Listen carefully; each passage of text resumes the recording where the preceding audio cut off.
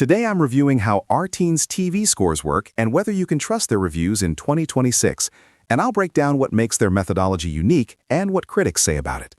RTINGS is a widely referenced tech review site, best known for in-depth, data-driven testing of TVs, monitors, headphones, and more, and they buy most products themselves from retailers, rather than getting review units from manufacturers, which helps avoid bias. Their review process includes rigorous lab tests like color accuracy, motion handling, black levels, and durability, and they publish detailed methodology so readers can understand the numbers behind the scores.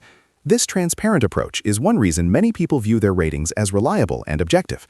On the trust side, independent assessments show RTINGS scores highly in publication trust metrics and rarely show evidence of fake testing or sponsorship influence, which many other review sites struggle with. However, there are important caveats for 2026 viewers. Some community discussions point out that their scoring systems and weighting changes over time, which can make scores inconsistent across years and hard to compare directly. And some enthusiasts say the aggregated score doesn't always match subjective viewing experience or detailed chart performance. Others note that you should read the full tests and data rather than just the overall score, because individual users might care more about certain metrics than the overall rating suggests. Overall, RTINGS remains a strong resource with transparent scores that you can trust more than many aggregated review sites, but you should still use them as a reference tool alongside other sources and personal preference, not as the only authority when choosing a TV.